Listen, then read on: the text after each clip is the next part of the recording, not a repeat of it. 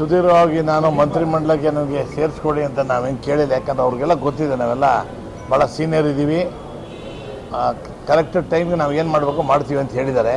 ನಾವು ಪದೇ ಪದೇ ಸಣ್ಣ ಹುಡುಗರ ಥರ ನಾವು ಮಂತ್ರಿ ಮಾಡಿ ನಾನು ಹಿಂದೆ ಬಿಡೋಲ್ಲ. ಯಾಕೆ ನಮಗೂ ಒಂದು ಗೌರವ ಇದೆ. Self respect is very important for the ಮಿನಿಸ್ಟ್ರಿಕ್ಕಿನ ದೊಡ್ಡದು ಸ್ವಾಭಿಮಾನ ದೊಡ್ಡದಿರ್ತದೆ. ಆದ್ದರಿಂದ ನಾವು ಸಿ ಎಮ್ ಗೊತ್ತಿದೆ ನಾವು ಎಷ್ಟು ಕೆಲಸ ಮಾಡಿದ್ವಿ, ಎಷ್ಟು ವರ್ಷದಿಂದ ದುಡಿತಾ ಇದ್ವಿ, ನಿಷ್ಠಾವಂತರ ಇದೀವಿ ಅಂತ ಗೊತ್ತಿದೆ.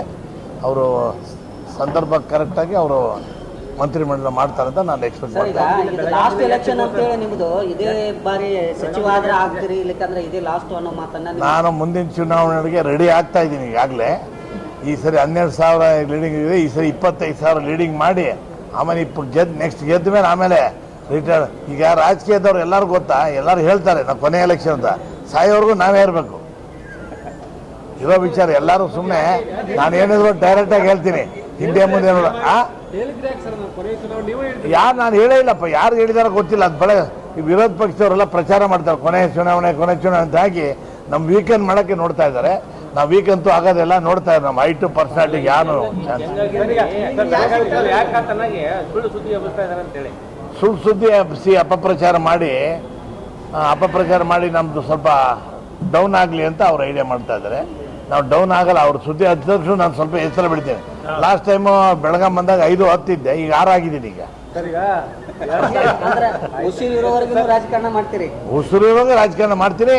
ಅಂಥ ಸಂದರ್ಭದಲ್ಲಿ ಆರೋಗ್ಯ ಹದಗೆಟ್ಟು ಆಯಿತು ಅಂದ್ರೆ ಆಮೇಲೆ ನಾವು ಮುಂದಿನ ಪೀಳಿಗೆಗೆ ನಮ್ಮ ತಮ್ಮನ ಮಗ ಅನಿಕೇತ್ ಅಂತ ಇದ್ದಾನೆ, ನಮ್ಮ ತಮ್ಮನ ಮಗ ಇದ್ದಾನೆ. ಸಿದ್ದರಾಮಯ್ಯ ಅವರು ಏನು ಹೇಳ್ತಾರೆ, I wanted to make a minister but I don't have substitute chief whip ಅಂತಾರೆ. ಯಾಕಂದ್ರೆ ನಾನು ಭಾಳ ಸೀನಿಯರ್ ಇದ್ದೀನಿ, ಎಲ್ಲ ಮಂತ್ರಿಗಳು ಕಂಟ್ರೋಲ್ ಮಾಡೋ ಕೆಪಾಸಿಟಿ ನನಗಿದೆ. ಅದಕ್ಕೆ ಸಮಯ ಬಂದಾಗ ನಿನ್ಗೆ ಮಂತ್ರಿ ಮಾಡ್ತೀನಿ ಅಂತ ಅವರು ಹೇಳಿದ್ದಾರೆ, ಡಿ ಕೆ ಶಿವಕುಮಾರ್ ಹೇಳಿದ್ದಾರೆ.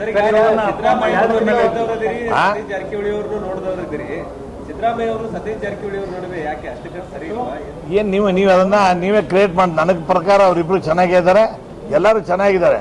ನೀವೇ ಹಿಂಗೆ ಕೇಳಿ ಜಗಳ ಅಂಟಿಸ್ತೀರಾ ಅಂತ ಕಾಣುತ್ತಪ್ಪ. ಏನೋ ಗೊತ್ತಿಲ್ಲ, ಅವ್ರವ್ರ ಸಂಬಂಧ ಅವ್ರು ಏನೇನು ಯೋಚನೆ ಮಾಡ್ತಾ ಇರ್ತಾರೆ.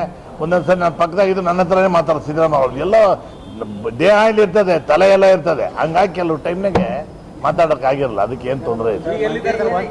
ಯಾರು ಸಿದ್ದರಾಮಯ್ಯ ಅವ್ರ ಮನೆಗಿದ್ದಾರೆ, ಆರಾಮಾಗಿ ರಾಜಕಾರಣಕ್ಕೆ ಸಕ್ರಿಯ ಹೋಗಿದಾರಲ್ಲ, ಅವ್ರು ಆರಾಮಾಗಿದ್ದಾರೆ. ಇನ್ನು MLA ಇದ್ದಾರೆ, ಎಲ್ಲ ನಮ್ಮ ಪಕ್ಷಕ್ಕೆ ಅವರು ಬೆಂಬಲ ನಿಂತ್ಕೊಂಡು ಮುಂದಿನ ಚುನಾವಣೆಗೆ ಅವರು ಕೂಡ ಡಿ ಕೆ ಶಿವಕುಮಾರ್ ಸುಮ್ಮನೆ ಇರ್ರಯ್ಯ ನೀವೆಲ್ಲ.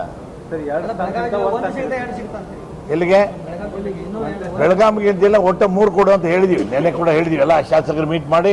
ಬೆಳಗಾಂ ಜಿಲ್ಲೆ ಭಾಳ ದೊಡ್ಡದು. ಹಿಂದಿನ ಮಂತ್ರಿಮಂಡಲ BJP ಅದಾಗಲಿ ಯಾವ ಪಕ್ಷ ಬಂದರೂ ಕೂಡ 2-3 ಅಂತೂ ಕಾಯಂ ಇದ್ದಿದೆ. ಒಂದು ಕೆಲವು ಟೈಮ್ 4 ಆಗಿತ್ತು ಒಂದು ಸರಿ. ಹಾಗಾಗಿ 3 ಕೊಡಲೇಬೇಕು ಅಂತಂದರೆ ಆಯ್ತು ಮಾಡೋಣ ಅಂತ ಹೇಳಿದ್ದಾರೆ, ಡಿ ಕೆ ಶಿವಕುಮಾರ್ ಹೇಳಿದ್ದಾರೆ. ಓಕೆ, ಥ್ಯಾಂಕ್ ಯು, ನಮಸ್ಕಾರ. ಮುಂದಿನ ಸರಿ ಬಂದಾಗ ಇನ್ನೊಂದು ಐಡಿಯಾ ಹೈಟ್ ಆಗಿತ್ತು, ಅದು ಸ್ವಲ್ಪ ಅದು ಬರೀರಿ ಬರ್ತೀನಿ.